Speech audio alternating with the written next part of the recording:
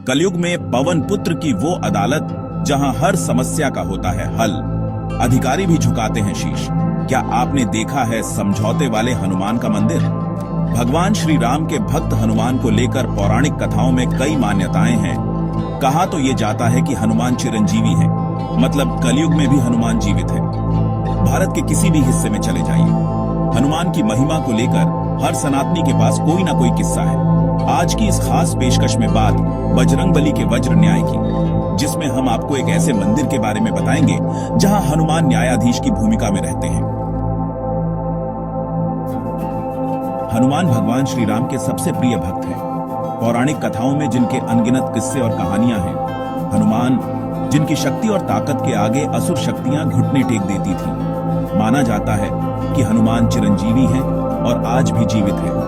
अजर अमर हनुमान इकलौते देवता है जिनका जिक्र हर युग में आता है। दावा है कि धरती पर जहां जहां सनातन है वहां बजरंगबली की हर जगह मूर्तियां हैं। माना जाता है कि कलयुग के दौर में बजरंगबली सबसे अधिक पूजे जाने वाले देवता हैं। हनुमान के बिना अधूरी है रामायण। हनुमान के कुछ भक्त मानते हैं कि बजरंगबली आज भी हिमालय की गुफाओं में ध्यान करते हैं। बर्फीली पहाड़ियों में पवन पुत्र हनुमान अपने आराध्य प्रभु श्री राम की भक्ति में लीन रहते हैं। हिमालय में कुछ गुफाएं ऐसी भी हैं जहां अंजनी पुत्र के होने का दावा किया जाता रहा है। हालांकि कलयुग में इसे लेकर अब तक कोई प्रमाण नहीं है, लेकिन हनुमान के भक्तों को अपने देवता के होने पर पूरा विश्वास है। राम भक्त हनुमान के भक्तों को पूरा विश्वास है कि कैलाश में आज भी हनुमान साक्षात मौजूद हैं। पवन पुत्र हनुमान न केवल अपनी शक्ति और ताकत के लिए जाने जाते हैं, बल्कि न्याय और इंसाफ के मामले में भी हनुमान को पूरी भक्ति के साथ पूजा जाता है। हनुमान ऐसे देवता हैं जो उम्र के हर पड़ाव में पूजे गए। उनकी जितनी कथाएं रणभूमि में प्रासंगिक हैं, उतनी ही चमत्कारी हैं। बाल रूप में उनकी महिमा है। हनुमान सर्वशक्तिमान है, सर्वज्ञ हैं। माना जाता है कि हनुमान के बगैर भगवान श्री राम भी अधूरे हैं और रामायण भी। राम रावण युद्ध में हनुमान इकलौते योद्धा थे जिन्हें पूरे युद्ध में कोई नुकसान नहीं पहुंचा। इन सब के बाद भी हनुमान आजीवन राम के भक्त बने रहे। उन्होंने अपना पूरा जीवन ही श्री राम की सेवा में समर्पित कर दिया। बजरंगबली को बल और बुद्धि देने वाला देवता माना गया है, लेकिन साथ ही श्री राम के भक्त को कलयुग में न्याय का भी देवता माना जाता है। मुसीबत में फंसा हर भक्त, हर श्रद्धालु पवन पुत्र हनुमान के ही दर पर जाता है। मंगल शनि को मंदिरों में लगी रहती है भीड़। हनुमान खुद भगवान श्री राम के भक्त हैं, लेकिन अपने भक्तों के लिए हनुमान का दरवाजा हमेशा खुला रहता है।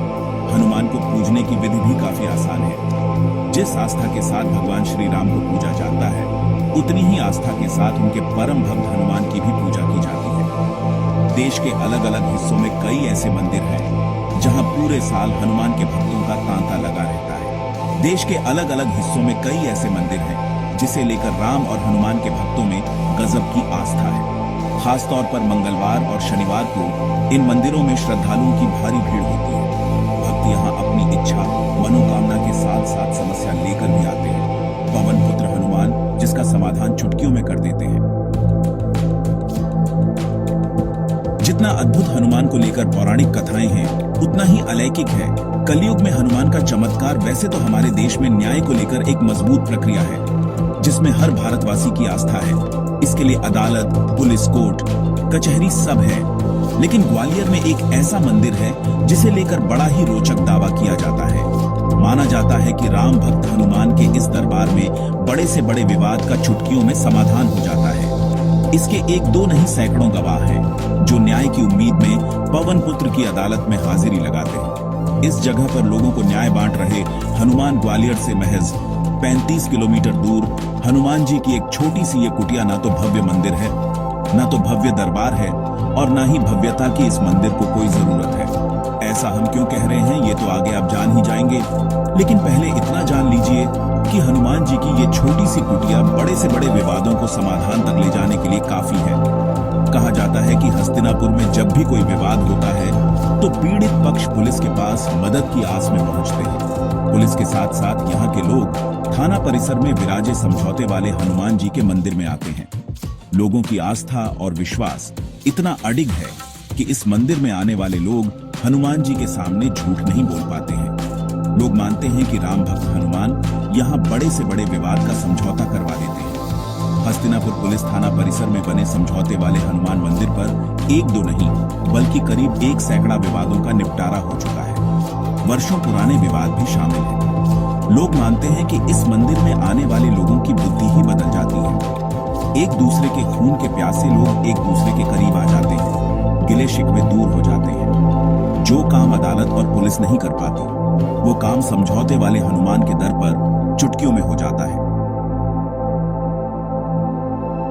पुलिस के अधिकारी भी टेकते हैं अपना माथा विवाद जैसा भी हो, घरेलू या फिर जमीन विवाद से जुड़ा हुआ। समझौते वाले हनुमान मंदिर के दर पर बड़े से बड़े समस्या का समाधान हो जाता है। इसके पीछे का रहस्य तो किसी को भी नहीं मालूम। लोग मानते हैं कि अब तक इस इलाके में सैकड़ों समस्याओं का समाधान इस मंदिर के जरिए हो चुका है। लोगों का कहना है कि समझौते वाले हनुमान यहाँ आज भी विराजमान है। जिस तरह से लोगों का इस मंदिर और राम भक्त हनुमान को लेकर विश्वास है, वो अपने आप में किसी चमत्कार से कम नहीं है। समझौता वाला हनुमान मंदिर का चमत्कार अंधविश्वास कतई नहीं, क्योंकि पुलिस के आला अधिकारी भी मानते हैं कि लोगों में इस मंदिर को लेकर गजब की आस्था है।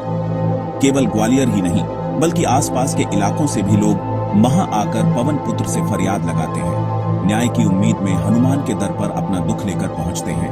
पौराणिक कथाओं में कई जगहों पर हनुमान के चमत्कार का जिक्र है। कलयुग में भी हनुमान की महिमा में लोगों की अद्भुत आस्था है और ग्वालियर का समझौता हनुमान मंदिर आस्था के उन्हीं उदाहरणों में से एक है। केवल कलयुग ही नहीं बल्कि हर युग में हनुमान के न्याय से जुड़ी कई पौराणिक कहानियां हैं, जिसकी वजह से श्रद्धालुओं में हनुमान को लेकर अटूट आस्था है। शास्त्रों के मुताबिक कौरव पांडव युद्ध के दौरान भगवान कृष्ण ने हनुमान जी से कहा कि आप अर्जुन के रथ पर विराजमान हो, क्योंकि यह युद्ध ऐतिहासिक होने वाला है। इसमें असत्य की हार और सत्य की विजय होगी। कृष्ण जी ने हनुमान जी को आदेश दिया कि सही तरीके से न्याय के लिए आपको अर्जुन के रथ पर मौजूद पताका पर विराजमान होना होगा। हनुमान के उतरते ही भस्म हो गया। अर्जुन का रथ इतिहास, शास्त्र पुराण गवाह है कि हनुमान जी ने भगवान कृष्ण के आदेश के मुताबिक युद्ध भूमि में पग पग पर अर्जुन की रक्षा की थी। महाभारत का युद्ध समाप्त हुआ, तभी भीम और दुर्योधन के मध्य गदा युद्ध शुरू हो गया। गदा युद्ध में भीम ने दुर्योधन को पराजित कर दिया। दुर्योधन को मृत अवस्था में छोड़कर सभी पांडव अपने शिविर में लौट आए। तब भगवान श्री कृष्ण ने अर्जुन से कहा कि हे पार्थ, अब तुम अपना गांडीव धनुष और अक्षय तरकश को लेकर रथ से उतर जाओ। अर्जुन ने श्री कृष्ण के निर्देशों का पालन किया। इसके बाद श्री कृष्ण भी रथ से उतर गए। श्री कृष्ण के रथ से उतरते ही अर्जुन के रथ पर झंडे में विराजित हनुमान जी भी रथ को छोड़कर उड़ गए। तभी अर्जुन का रथ जलकर भस्म हो गया। इस दृश्य को देखकर अर्जुन ने कृष्ण से रथ को जलने का कारण पूछा। तब भगवान श्री कृष्ण ने अर्जुन से कहा कि हे पार्थ, तुम्हारा रथ तो अनेक दिव्यास्त्रों के प्रभाव से पहले ही जल चुका था, लेकिन तुम्हारे रथ पर पवन पुत्र हनुमान जी के विराजमान रहने के कारण ही यह ठीक हालत में था, क्योंकि हनुमान जी हमेशा न्याय के साथ रहते हैं। डिस्क्लेमर: यहां दी गई जानकारी सामान्य मान्यताओं और जानकारियों पर आधारित है। न्यूज पॉइंट इसकी पुष्टि नहीं करता है।